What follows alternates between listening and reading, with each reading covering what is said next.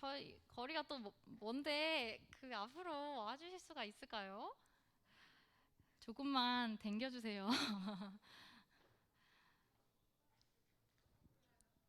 저희 인원도 별로 없으니까 좀 붙어서 많이 앉아주시면 감사하겠습니다.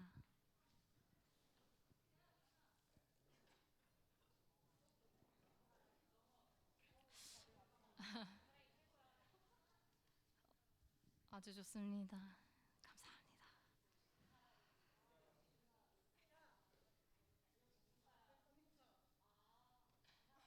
언니 구사거든. 네, 감사합니다. 네, 오늘도 우리 함께 예배할 수 있음에 감사를 드립니다. 오늘 이 시간 우리에게 또 어떤 마음을 주실지, 또 어떤 하나님을 들려주실지를 기대하는 마음으로 우리 같이 찬양했으면 좋겠습니다. 그 하나님께서 우리 삶에 언제나 역사하고 계심을 기억하길 소망합니다. 우리 같이 찬양하겠습니다.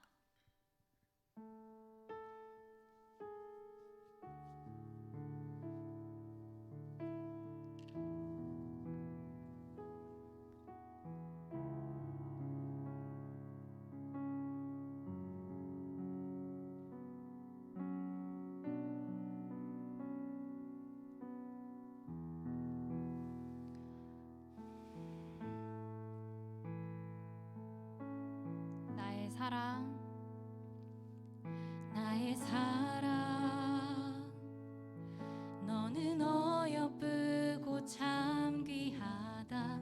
어느 보석보다 귀하다. 내가 사랑스럽지 않을 때 너를 온전히 사랑하고 너와 함께하려 내가 왔노라. 주의 사랑, 주의 사랑, 이 사랑은 결코 변치 않아. 모든 계절 돌보시네. 풀은 마르고 꽃은 시드나 주의 말씀은 신실해. 실수가 없으신 주만 바라라. 주님의 나라와 뜻이 나의 삶 속에 임하시며 주님 알기를 주만 보기를 소망해.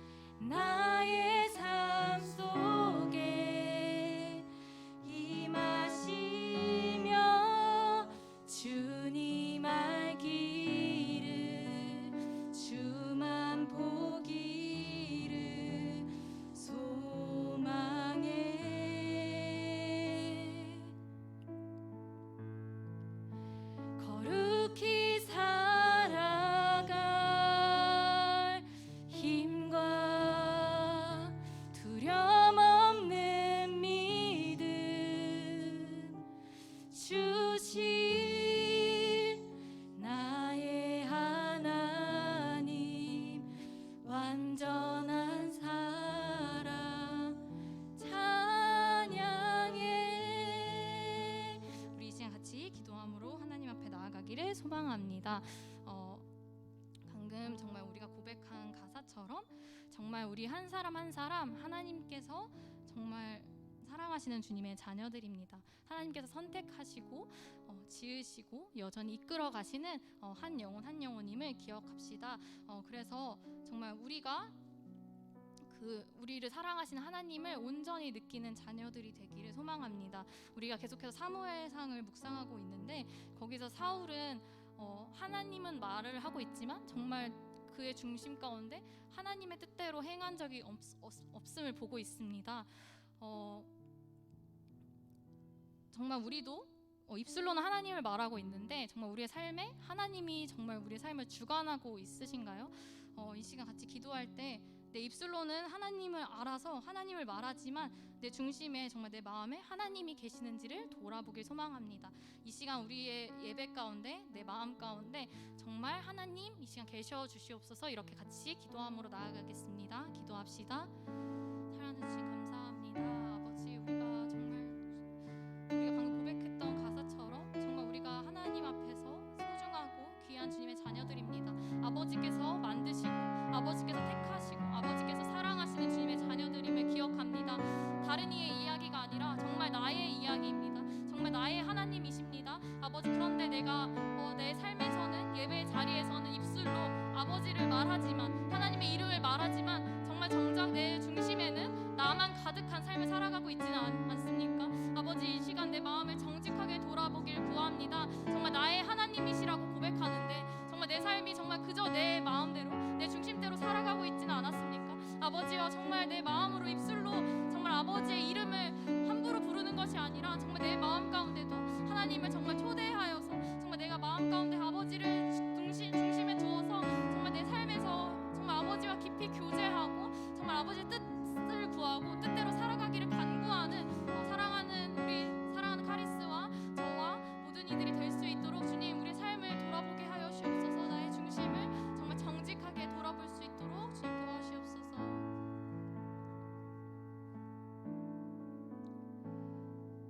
사랑하는 주님 감사합니다. 오늘 같이 우리 함께 예배 드릴 수 있게 하심에 감사를 드립니다.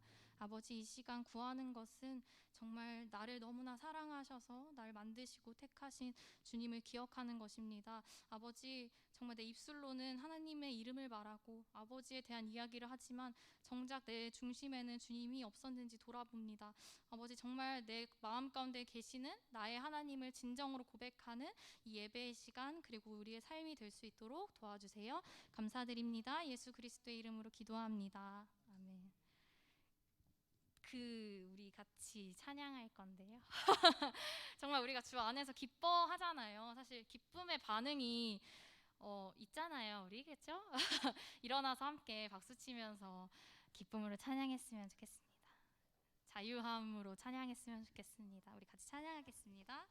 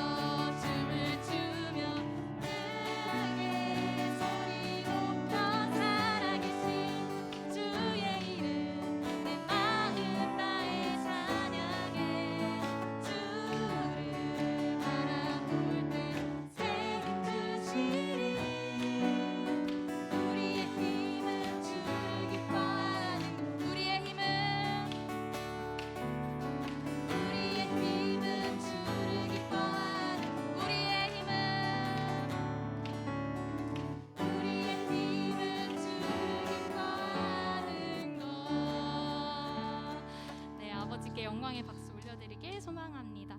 우리 6월 새 찬양을 오늘부터 같이 나누면서 한 달간 같이 찬양할 텐데요. 다들 들으셨나요? 네, 우리는 주의 움직이는 교회라는 찬양이 저희 6월 새 찬양입니다. 이 곡을 많이 묵상하시면서 또 각자가 삶에서 하나님의 교회로 서는 우리가 되길 소망하고, 또 우리가 함께 모여서 예배하는 것을 즐거워하고 우리 공동체를 사랑하는 우리 사랑하는 카리스 청년들이 되기를 소망합니다. 우리 같이 찬양하겠습니다.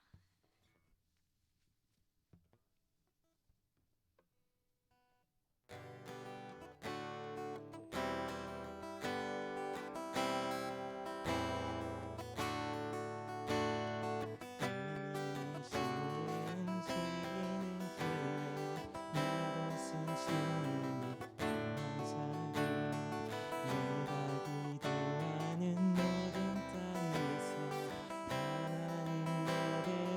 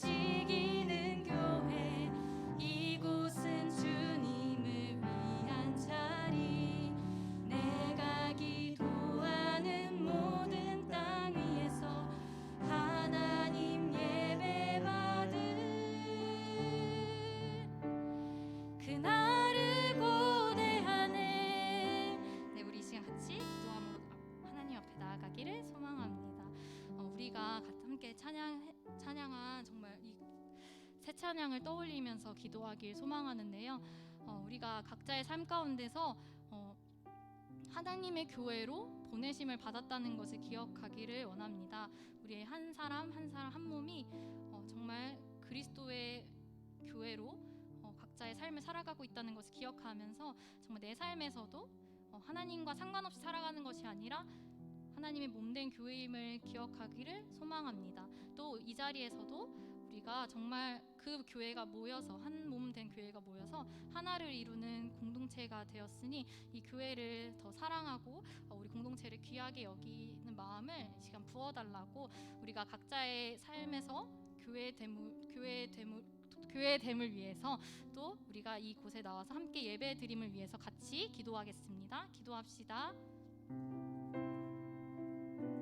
사랑하는 주님, 감사합니다. 우리를 정말 각자 각 한 몸의 교회로 부르신 하나님, 우리가 우리 삶에서 정말 교회됨으로 살아갈 수 있도록 도와주시옵소서. 이 예배의 자리만 교회가 아니라 정말 우리 한 사람 한 사람이 아버지의 몸이 되어서 정말 세상 속에서 그리스도의 향기를 정말 나타내면서 살아갈 수 있도록 아버지여 인도하여 주옵소서. 주님, 정말 이곳에 우리가 함께 모였습니다. 정말 각자의 삶을 열심히 살다가 이곳에 모였는데 우리의 연약함과 부족함이 아니라 주님 한 몸을 이루게 하시는 주님의 보혈을 기억하게 하시고 그분으로 인해서 우리가 하나됨을 기억하며 아버지 예배를 위해 기도하고 예배가 정말 하나님의 영광만이 높여질 수 있도록 바라는 우리가 될 수 있도록 주님 인도하여 주옵소서.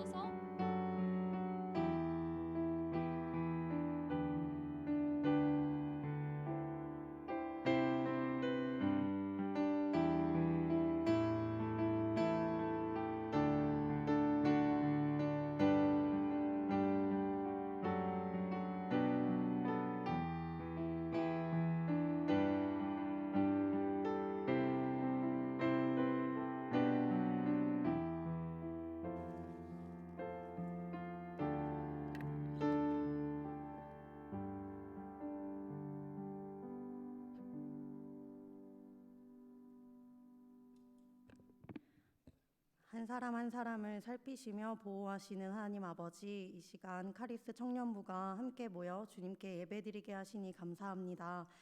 참 교만한 저희들은 한 주간 하나님을 잊고 살아갈 때가 많았음을 고백합니다.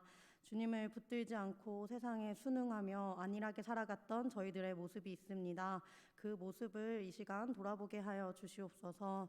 저희의 죄를 회개함으로 주님께 나아가길 소망합니다. 회개하는 마음을 허락하여 주시옵소서.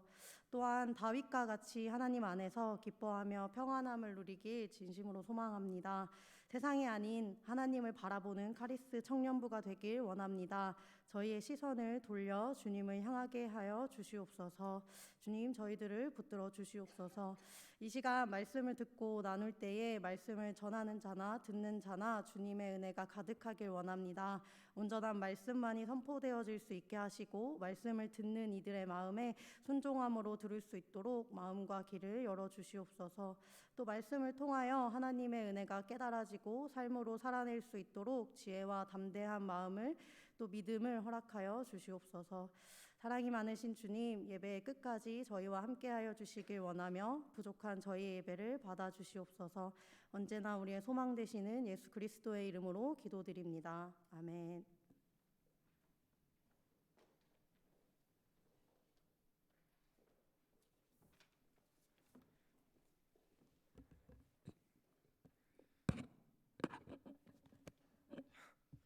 자, 저희 말씀 같이 보겠습니다. 사무엘상 17장 41절부터 58절까지 보겠습니다. 상수 형제, 미안한데 뒤에 문 좀 닫아 주실래요? 저희 문 다 열고 하고 있었구나. 멋지다. 사무엘상 17장 41절부터 48절까지의 말씀, 저와 여러분이 한 절씩 교독하겠습니다. 그거 그냥 닫으면 닫혀요. 네. 사무엘상 17장 41절부터 58절까지의 말씀입니다. 한 절씩 교독하도록 하겠습니다. 하나님 말씀입니다.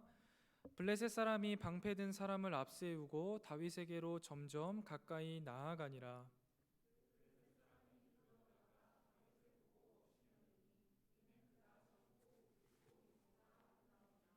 블레셋 사람이 다윗에게 이르되 내가 나를 개로 여기고 막대기를 가지고 내게 나아왔느냐 하고 그의 신들의 이름으로 다윗을 저주하고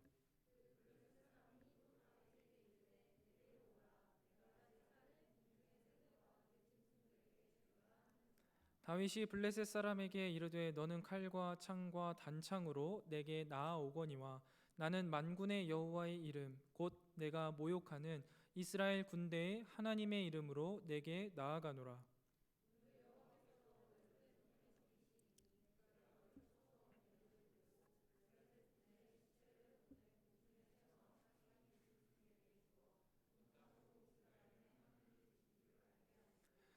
또 여호와의 구원하심이 칼과 창에 있지 아니함을 이 무리에게 알게 하리라. 전쟁은 여호와께 속한 것인즉 그가 너희를 우리 손에 넘기시리라.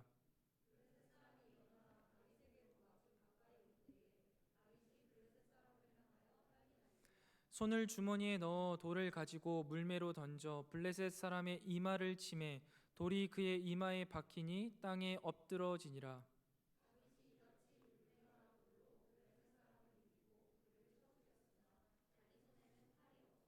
다윗이 달려가서 블레셋 사람을 밟고 그의 칼을 그 칼집에서 빼내어 그 칼로 그를 죽이고 그의 머리를 베니 블레셋 사람들이 자기 용사의 죽음을 보고 도망하는지라.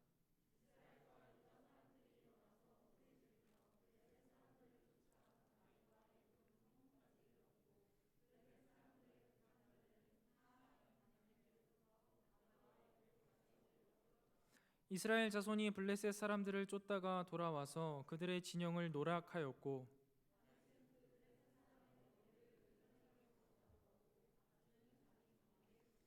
사울은 다윗이 블레셋 사람을 향하여 나아감을 보고 군 사령관 아브넬에게 묻되 아브넬아 이 소년이 누구의 아들이냐. 아브넬이 이르되 왕이여 왕의 사심으로 맹세하옵나니 내가 알지 못하나이다 하매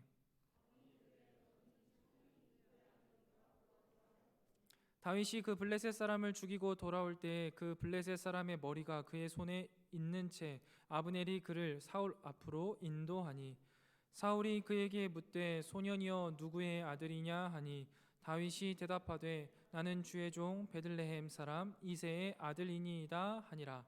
아멘. 여러분 오늘 본문 말씀 읽으면서 제가 처음으로 본 것 같은데 처음 저는 봤어요.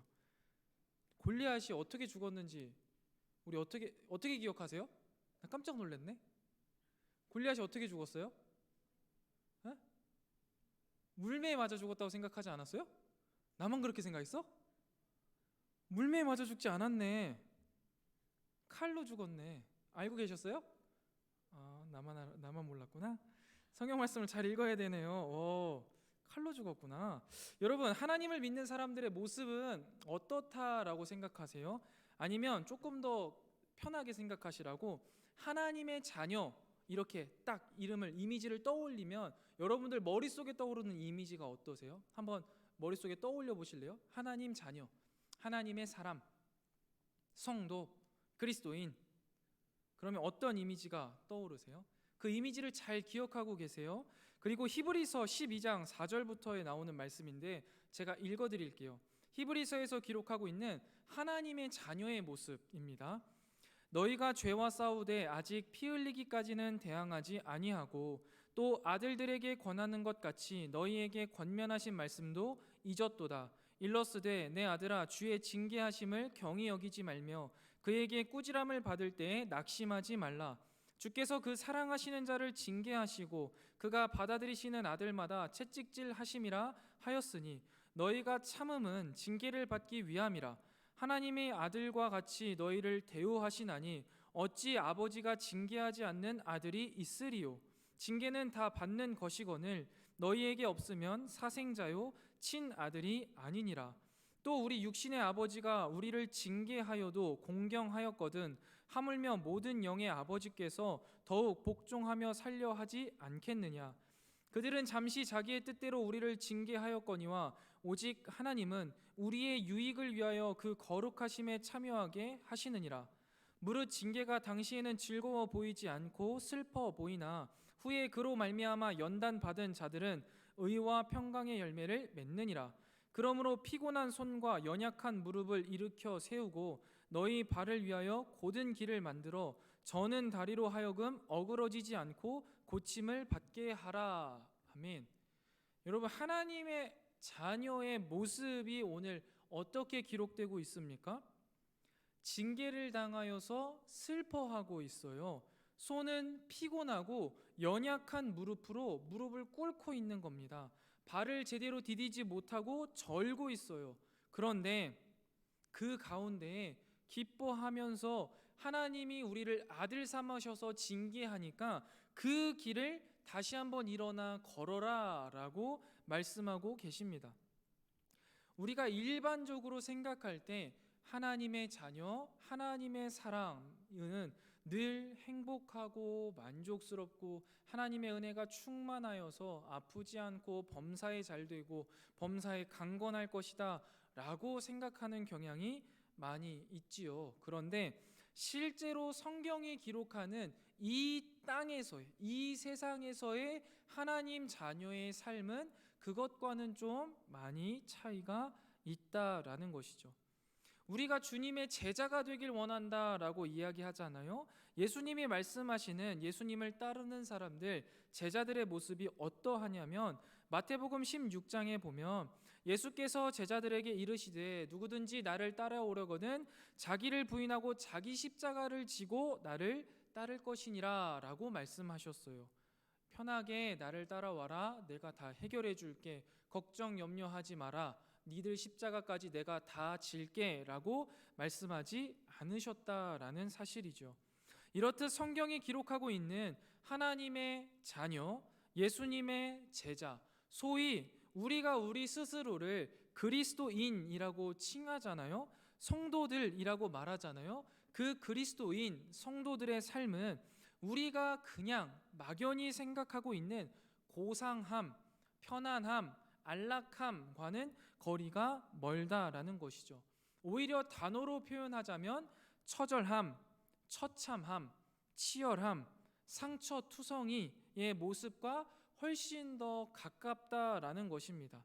그렇기 때문에 여러분, 우리가 우리 인생을 살아가면서 특별히 청년의 시절에 우리의 삶에 주어지는 하나님의 뜻을 위하여서 나아갈 때 주어지는 고난과 염려, 아니면 걱정거리들, 아니면 우리가 하나님의 뜻대로 미처 살아가지 못해 하나님이 우리에게 허락하시는 고난, 징계는 너무나 당연한 것이다 라는 것이죠. 그게 있는 삶이 오히려 하나님이 사랑하시는 자녀에게 징계를 하시는 것이고 하나님의 백성이 걸어가는 십자가의 길이며 하나님께서 원하시는 예수 그리스도의 제자가 자기 십자가를 지고 걸어가는 길이다라는 것입니다. 하나님의 사람의 삶에는요 치열한 싸움이 있다라는 것이죠. 물론 모든 믿음의 경주가 끝나고 나면 하나님 앞에 서서 의의 면류관을 받고 승리자의 모습으로 주님 옆에 서게 되겠지만 아직은 그때가 아니다라는 거예요. 하나님의 사람들의 삶에는 치열한 싸움이 있습니다. 오늘 본문 말씀에서도요 이런 치열한 싸움을 싸우는 하나님의 사람 다윗이 등장합니다. 40일이 넘도록 이스라엘과 대치하면서 이스라엘과 하나님을 조롱하였던 골리앗 앞에 소년 다윗이 섭니다. 성경이 묘사하고 있는 이 두 명의 모습을요 곰곰이 살펴보면요 되게 어색하고 이상한 상황입니다. 우리가 17장 초반부에 본 대로 골리앗은 머리끝부터 발끝까지 전투를 위한 최선의 준비가 다 되어 있는 사람입니다. 모든 방어구를 다 준비했고요. 창 2개, 칼 하나를 준비했고 주변에 방패를 든 사람들까지 준비되어 있었습니다. 전쟁을 위한 모든 준비가 완벽하게 끝난 사람이라는 거죠. 그리고 기골도 굉장히 컸습니다. 그러니까 모든 전쟁의 준비를 다 마친 한 사람 골리앗과 다윗의 모습은 반대로 어떻습니까? 양치던 모습 그대로예요. 전쟁을 치르러 나왔던 게 아니죠. 아버지께서 명령하신 그 심부름을 하러 왔던 그 사람, 그대로 나왔습니다. 평범한 목자의 옷을 입고 있었고 손에는 막대기를 들고 물매를 손에 들고 주머니에 돌 5개를 들고 있었던 그저 평범한 소년 목자의 모습이었습니다. 우리가 늘 성경을 다윗 입장에서만 봤는데 거꾸로 보는 거예요. 골리앗 입장에서 한번 봐보는 거예요. 여러분이 만약에 골리앗이라면 지금 전쟁터에 나는 풀 세팅을 해서 지금 당장이라도 전쟁을 치루어서 이길 생각을 가지고 모든 마음가짐과 모든 것들을 복장을 준비해서 나왔는데 내 앞에 내 상대로 쓴 사람은 전혀 준비되지 않은 그냥 어린 소년. 이 얼마나 자존심 상하는 일이겠습니까? 뒤에는 수많은 군대들이 보고 있잖아요. 블레셋 군대들도 보고 있을 거고 이스라엘 군대도 보고 있습니다. 그런데 나 같은 이 천하의 골리앗 앞에 이런 꼬맹이를 세운다고? 이거 자존심에 허락이 안 되는 겁니다. 이게 너무 모욕적으로 받아들여지는 거죠. 그래서요, 욕을 하기 시작하는 거예요. 오늘 본문 말씀에도 보면 야, 네가 나를 개로 여기냐? 막대기를 들고 나와? 너 지금 여기가 어딘지는 아는 거야? 라고 이야기하는 거죠. 그리고 그 뒤에 보면 그의 신들의 이름으로 다윗을 저주했다라고 되어 있는데 이 표현은 제가 볼 때는 성경에서 삐 처리를 한 거예요. 욕을 엄청나게 해야 되니까 이걸 다 쓸 수가 없으니까 삐 처리를 한 거예요. 막 신의 이름으로 별별 욕을 다 한 거죠. 그리고 나서도 분이 안 풀리니까 뭐라고 이야기해요? 내가 너를 그냥 죽이지 않고 갈기갈기 다 찢어서 들짐승의 머리가 되게 해주겠다라고 표현합니다. 머리 끝까지 화가 났고 분노한 것이죠. 여기에서 보면요, 골리앗이요, 이 전쟁에 나온 그리고 싸우려는 의도가요 살짝 바뀌는 것을 볼 수 있어요.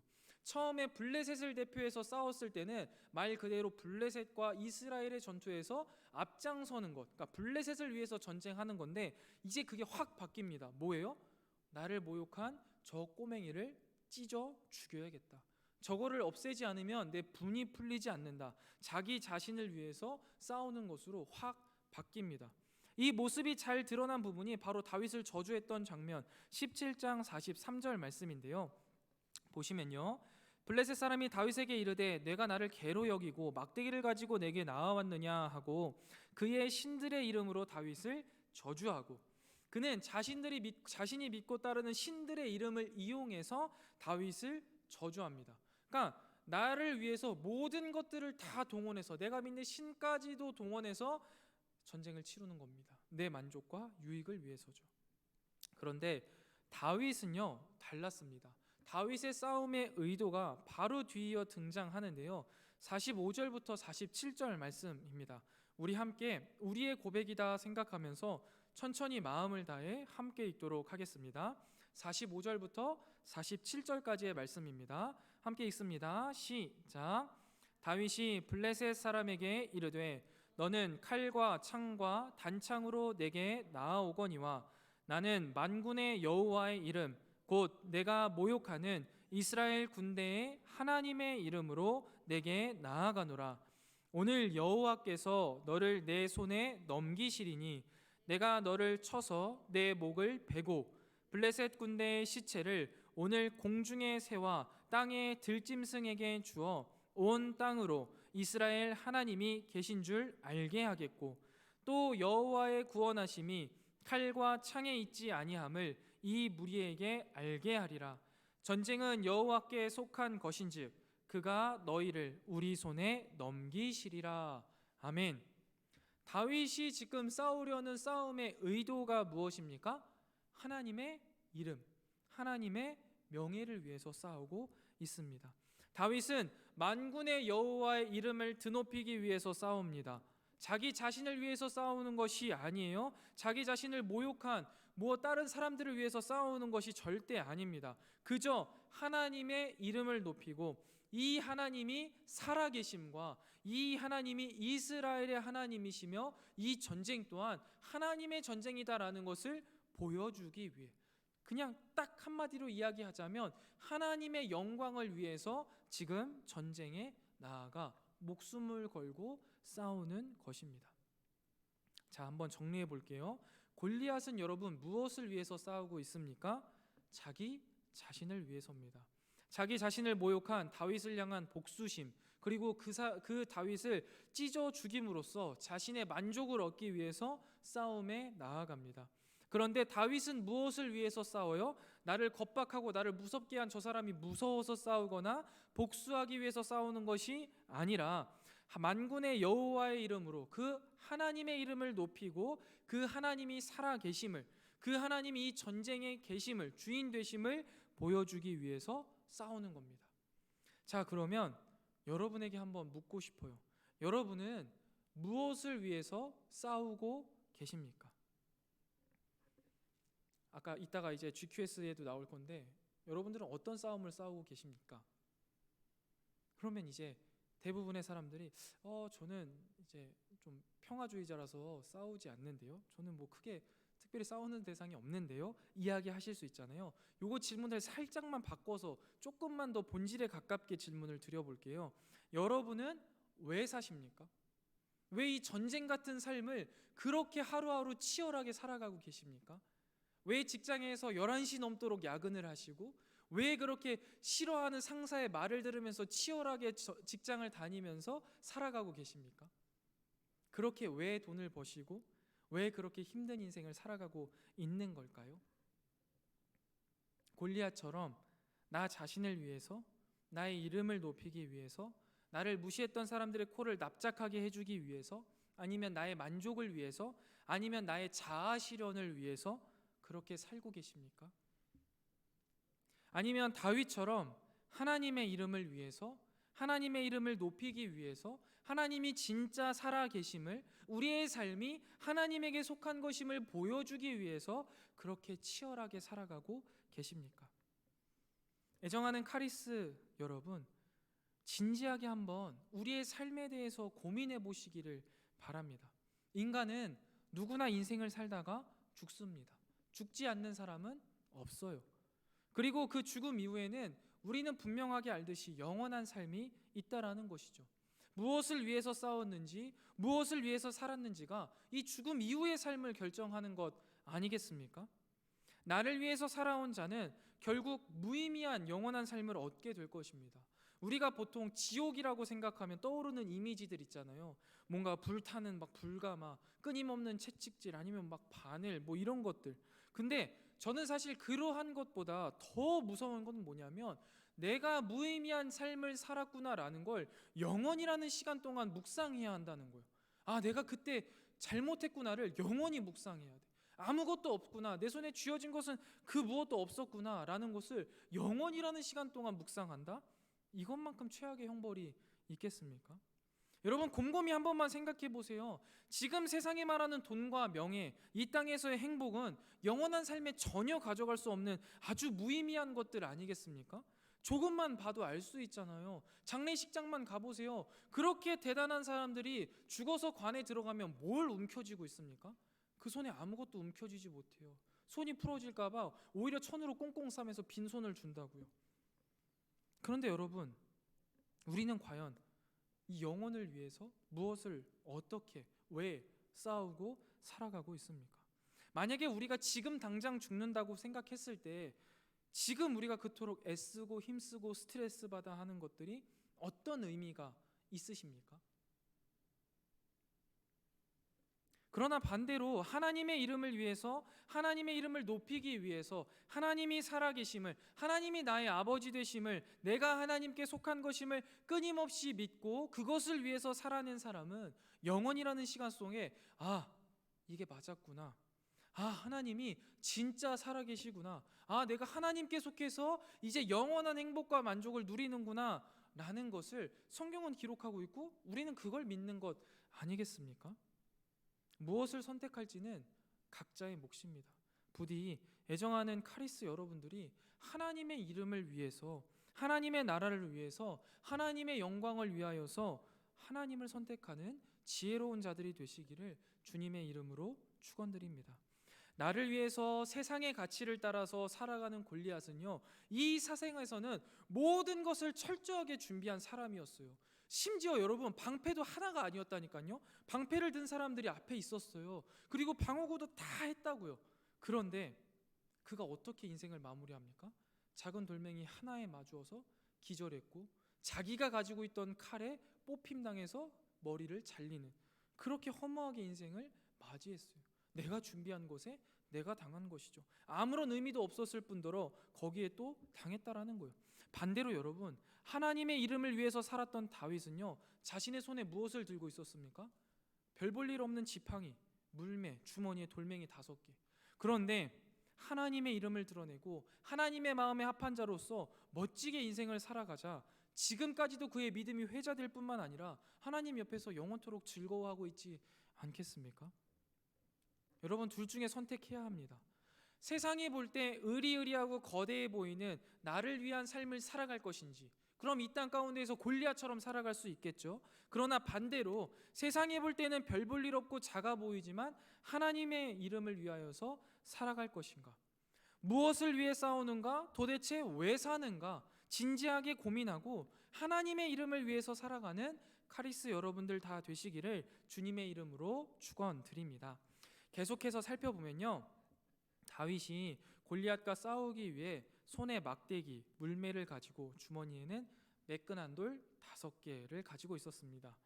여러분, 이런 이야기를 들으면 여러분 머릿속에 떠오르는 설교들이 많이 있을 거예요.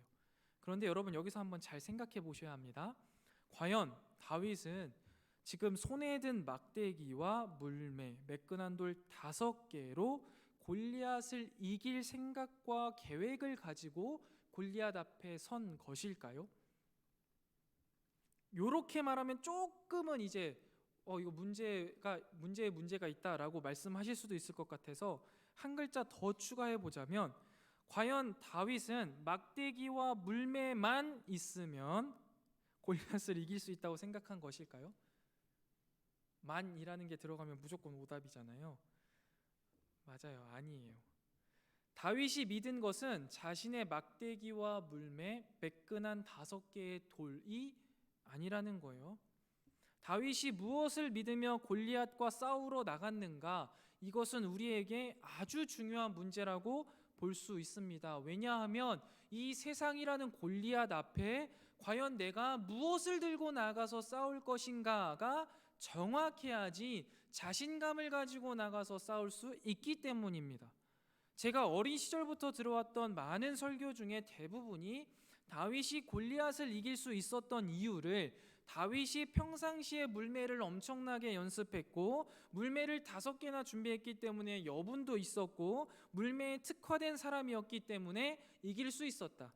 그래서 우리도 우리 자신의 물매를 준비해야 한다 라는 설교를 많이 들었습니다. 이 설교가 틀렸다는 건 아니지만 오늘 본문 말씀을 읽고 또 읽고 또 읽을수록 제가 생각하기에 오늘 본문 말씀이 말하고 싶은 것, 특별히 다윗이 골리앗을 이길 수 있었던, 다윗이 진짜로 들고 나갔던 무기는 물매가 아니고 지팡이가 아니고 단 한 가지, 하나님을 의지하는 믿음이었다라고 말씀드리고 싶습니다.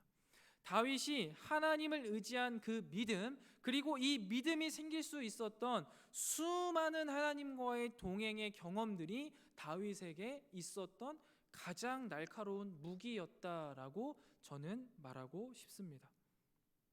다윗이요, 17장에 보면은요, 처음 골리앗이 이제 하나님 막 욕하고 이스라엘 백성들한테 욕할 때 그 소리를 듣고 곁에 있는 병사들한테 질문을 던져요. 17장 26절 말씀 한번 보실래요? 다윗이 곁에 서 있는 사람들에게 말하여 이르되 이 블레셋 사람을 죽여 이스라엘의 치욕을 제거하는 사람에게는 어떠한 대우를 하겠느냐. 이거 약간 좀 웃겨요. 제가 볼 때는 이거 사울이 말했거든요. 이미 말했는데 늦게 와서 못 들은 게 아닐까 싶어요. 근데 만약에 들었는데 못 알아들으면은 약간 말썽쟁이일 수 있겠고, 그 다음 질문이 뭐냐면 이 할례 받지 않은 블레셋 사람이 누구이기에 살아계시는 하나님의 군대를 모욕하겠느냐라는 질문이에요. 두 번째, 할례 없는 블레셋인이 도대체 누구인데 살아계신 하나님을 모욕할 수 있냐, 살아계신 하나님의 군대를 모욕할 수 있냐라고 물어보는 거예요.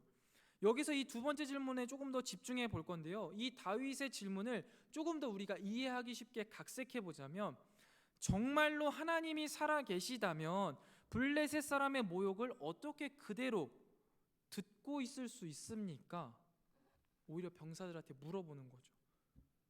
하나님이 살아계시는 걸 당신들은 믿기나 하는 거야? 조금 더 근원적으로 따지자면, 아니 하나님이 살아계신데 어떻게 저런 사람이 하나님을 모욕하는 걸 그냥 보고 있을 수 있습니까? 다윗이 제기한 근본적인 질문인 거죠. 다윗은요, 하나님이 살아계시다라는 확실한 믿음이 있었던 거예요. 그래서 이 믿음을 가지고 나가서 싸울 수 있었던 거예요. 여러분, 우리에게 이러한 믿음이 있기를 축원드립니다. 우리의 입술의 고백, 우리의 마음의 고백으로 하나님이 우리의 인생에 살아계십니다라고 고백할 수 있기를 축원드려요. 그런데 이러한 고백, 이러한 믿음이 어떻게 생기느냐, 어떻게 하면 이러한 믿음을 소유할 수 있느냐? 17장 33절부터 37절을 보면은요, 사울이 다윗에게 이제 다윗이 나가겠다고 하니까 이제 이야기를 하는 거죠. 야, 뭔 생각이냐? 너 지금 블레셋 사람한테 나가면 너 죽는다. 무슨 꼬맹이가 뭔 소리를 해? 저 사람은 어렸을 때부터 용사잖아. 너는 나가면 죽을 거야라고 이야기를 하는 거죠. 그런데 다윗이요 말하죠. 나는 하나님을 경험했습니다. 내 짧은 인생 가운데 아버지가 나에게 맡겨주신 이 양떼들을 지킬 때요, 사자나 곰이 와서 훔쳐가려고 했거든요. 그때도 하나님이 나를 지키셔서 내가 그 양떼들을 보호할 수 있었어요. 저 골리앗 같은 저 거인도요, 저에게는 사자나 곰과 비할 바 없습니다. 그냥 짐승이에요. 그저 나가면 하나님이 승리하게 하실 겁니다 라고 고백하는 것이죠. 17장 33절부터 37절 말씀에서 고스란히 드러나는 것은 바로 다윗이 의지하고 믿은 것이 하나님의 능력, 하나님의 함께하심, 하나님이 진짜 살아 계심이라는 사실이죠. 여러분, 우리에게 이러한 믿음 있어야 되지 않겠습니까? 다윗은요, 너무나 정확하게 알고 있었고 믿고 있었습니다. 블레셋의 칼과 창과 단창을 상대할 수 있는 것은, 저 거대하고 싸움에 특화되어 있는 골리앗을 이길 수 있는 것은 오직 여호와의 이름, 하나님의 능력, 하나님의 권능뿐임을 정확하게 알고 있었고 믿고 있었습니다. 전쟁은 여호와께 속하였고 구원은 창과 칼이 아니라 여호와의 권능에 달려있다라고 믿었던 것이죠. 그렇기 때문에 그가 항상 그냥 지니고 있었던, 별다르지 않고 특별하지 않지만 내게 주어진 삶에서 하나님을 경험하였던 그 물매와 지팡이를 들고 나가서 싸울 수 있었던 것입니다. 우리에게 물매와 지팡이가 무엇인지를 생각하는 것도 우리에게 참 중요한 일이겠지만, 오늘 말씀을 통해서 저는 여러분들에게 그 물매와 지팡이를 통해서 승리하게 하시고 우리를 지키시는 하나님의 능력, 하나님의 살아계심, 하나님의 함께하심을 말씀드리고 싶습니다. 우리가 말씀 처음 부분에 왜 싸우는가, 왜 사는가에 대해서 생각해 보았습니다. 우리가 왜 싸우고 무엇과 싸우며 왜 살아갑니까? 하나님의 이름을 위해서, 하나님의 이름을 높이기 위해서, 하나님의 살아계심을 증거하기 위해서 살아가고 있지 않습니까? 그렇다면 이 전쟁에서, 이 싸움에서 무엇을 가지고 싸우시겠습니까? 칼과 창과 힘으로 대적하는 골리앗에게 똑같이 칼과 창과 힘으로 나아가서 싸우시겠습니까? 우리의 싸움이 혈과 육에 속한 싸움입니까? 이렇게 싸우게 되면 뭐가 도대체 다릅니까? 이렇게 싸우면 하나님의 살아계심과 하나님의 권능이 드러나는 일입니까? 그렇지 않잖아요. 우리는 이 전쟁에서 세상과 똑같은 방식, 세상과 똑같은 무기를 가지고 싸우지 않는다는 거예요. 단지 하나님이 나에게 주신 것, 세상 사람들이 볼 때는 별다르지 않고 별 볼 일 없고 특별하지 않지만 내게 주신 그 물매, 그것이 어떤 분들에게는 가르치는 것이기도 하고 봉사하는 것이기도 하고 직장에서 자신의 업무이기도 한 것이죠.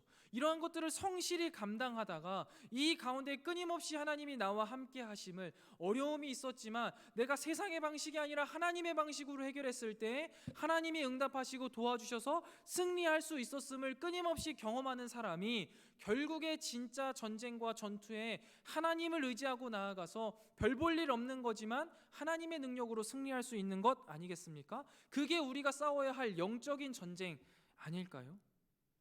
세상은 무한 경쟁 사회 속에서 상대방을 짓밟고 감추고 속이어야지 이길 수 있다, 이겨야 승리하는 거다라고 말하지만 하나님의 말씀은 뭐라고 말씀하세요? 나보다 남을 위해서 살라 말씀하시죠. 왼뺨을 맞으면 오른뺨을 돌려내라 말씀하시고 베풀라 말씀하시고 품어야 승리한다 말씀하시는데, 과연 우리는 무슨 무기를 가지고 나가 싸우시겠습니까? 사랑하는 카리스 공동체 여러분, 믿음의 방식으로 싸워 믿음의 싸움을 승리하는 저와 여러분이 되시기를 주님의 이름으로 간절히 축원드립니다. 말씀을 정리하겠습니다. 여러분, 왜 싸우는가, 즉 왜 사는가라는 본질적인 질문을 늘 우리 자신에게 던져야만 합니다. 그것이 우리의 이 전쟁의 목적을 다시 한번 확신할 수 있는 길이고 우리의 삶의 목적을 확신할 수 있는 길이에요. 그 목적은 결국 방법을 좌지우지하며 승패를 좌지우지하기 때문에 우리는 끊임없이 우리에게 질문을 던져야 돼요. 나는 왜 사냐? 나는 왜 싸우는가? 우리는 왜 싸웁니까? 우리는 왜 이렇게 인생을 치열하고 열심히 그렇게 살아갑니까? 하나님의 영광을 위해서 살아갑니다. 우리가 하는 전쟁은요, 영적인 전쟁이라는 겁니다. 그렇다면 어떻게 싸워야 합니까? 세상과 똑같은 방식과 방법으로는 결코 하나님의 영광을 나타낼 수도 영적인 전쟁에서 승리할 수도 없습니다. 남들과 달라야 해요. 세상과 달라야 합니다. 세상의 방식을 우리 안에 절대 가지고 들어와서는 안 된다라는 거예요. 그렇다면 무엇으로 싸워야 할까요? 칼과 창과 힘이 아니라는 거예요.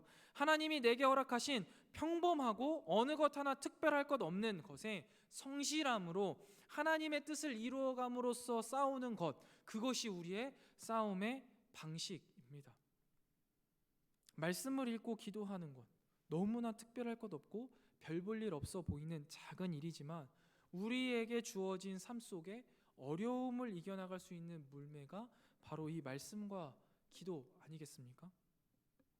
나보다 남을 위해서 살아가라 말씀하신 그 하나님의 말씀을 의지하여서 나보다 남을 더 위하여서 살아가는 것, 그리고 그 살아갈 때 하나님의 채우심을 경험하는 것, 나 먹고 살기도 빡빡한데 선교를 위하여서 나보다 더 연약한 지체들을 위하여서 나누어 드리는 것, 그렇게 나누어 드릴 때 분명히 부족하고 배고파야 하는데 하나님의 은혜와 능력으로 부족하지 않고 풍족하고 배고프지 않고 배부름을 내 일상생활 가운데 경험하는 것, 이것이 우리가 우리 주머니에 차곡차곡 쌓아야 할 돌멩이 아니겠습니까?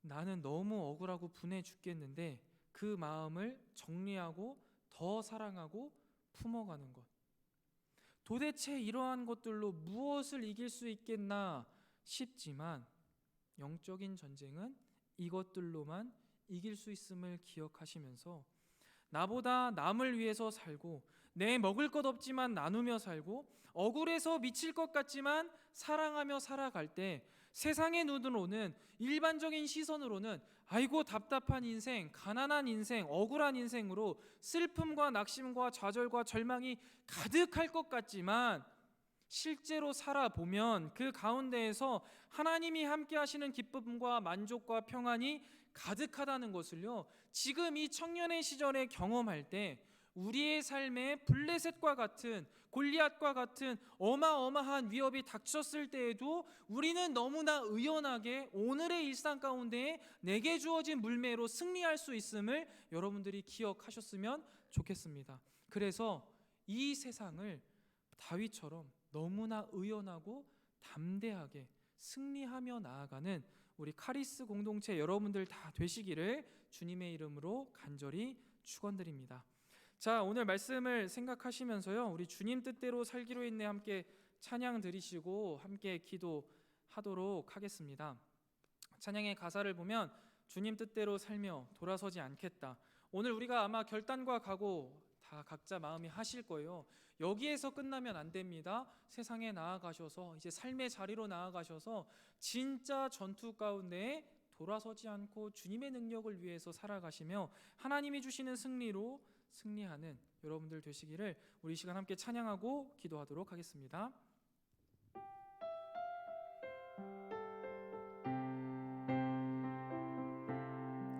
주님 뜻대로 살기로 했네. 주님 뜻대로 살기로 했네. 주님 뜻대로 살기로 했네.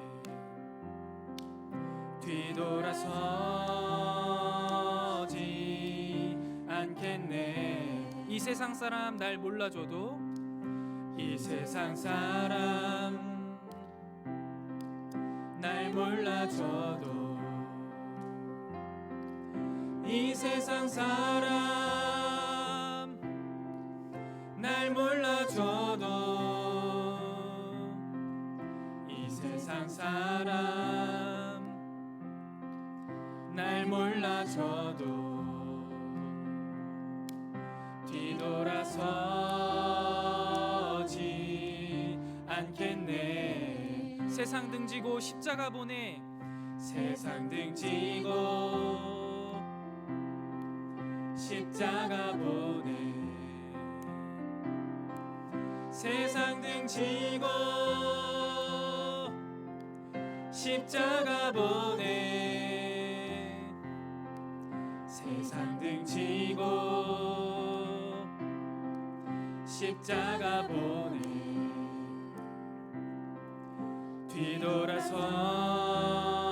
뒤돌아서지 않겠네. 뒤돌아서지 않겠네. 뒤돌아서지 않겠네. 어떠한 시련이 와도 어떠한 시련이 와도 수많은 유혹 속에도 신실하신 주님 약속 나 붙들리라. 세상이 이해 못하고 세상이 이해 못하고 우리를 조롱하여도 신실하신 주님 약속만 붙들리. 어떠한 시련이 와도 어떠한 시련이 와도 수많은 유혹 속에도 신실하신 주님 약속 나 붙들리라. 세상이 이해 못하고 세상이 이해 못하고 우리를 조롱하여도 신실하신 주님 약속만 붙들리라. 결코 돌아서지 않으리. 아멘. 우리가 이 찬양의 가사의 고백처럼 주님, 내가 주님 뜻대로 살아가기로 원합니다. 다윗처럼 하나님의 이름만 드러내고 주님이 살아계심을 내 삶을 통해서 드러나기 원하오니 내가 살아가는 이유 되시는 하나님, 나의 삶 가운데 동행하여 주셔서 주님의 이름 드러내 주시고 주님의 살아계심을 드러내는 우리의 삶 되게 하여 주시옵소서. 이 믿음의 여정 가운데 내가 끝까지 뒤돌아서지 않고 주님만 따라 살아가게 하여 주시옵소서. 우리 이 시간 간절히 한 마음으로 기도하며 나아가도록 하겠습니다. 기도합니다. 하나님 아버지, 우리 이 시간 주님께서 주신 귀한 말씀으로 깨달은 바 우리가 각자 마음에 결단한 내용들을 기도하며 나아갑니다.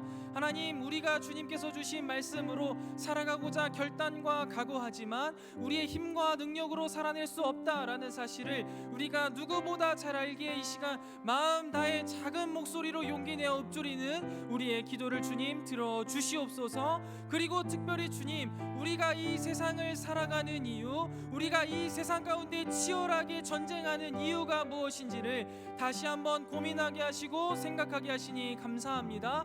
이 세상과 다르게 우리는 나를 위하여서 살아가는 것이 아니요 오직 하나님의 이름을 위하여서 살아가며 내 삶으로 주님의 살아계심을 드러내기 위해 살아가고 있사오니 주님, 우리의 삶 가운데 동행하여 주시고 주님이 기필코 승리하게 하신다는 그 믿음의 경험을 우리가 가져가며 하나님께서 우리에게 주시는 그 믿음을 가지고 이 세상이 블레셋과 골리앗처럼 우리에게 위협을 할 때에도 담대하게 나아가 하루하루 성실하게 살았던 우리의 믿음의 물맷돌로 승리하는 자들 될 수 있도록 우리 사랑하는 카리스 모든 공동체들을 주님께서 붙들어 주시기를 소망합니다. 우리의 믿음 없음과 우리의 연약함이 전혀 문제가 되지 않고 하나님께서 우리와 함께 하신다는 그 사실만을 믿으며 우리의 일상에 성실함을 드릴 때 주님이 승리하시게 하는 그 경험으로 우리의 믿음이 성숙해져 가게 하시고 우리가 이 치열한 전투에서 승리할 수 있다는 확신을 가져가게 하여 주시옵소서. 그리하여서 이 영적인 전쟁에서 기필코 승리하는 우리 모든 카리스 공동체 될 수 있도록 하나님께서 우리를 붙들어 주시옵소서. 주님과 동행하는 삶 살아가기를 원합니다. 주님 함께하여 주시옵소서.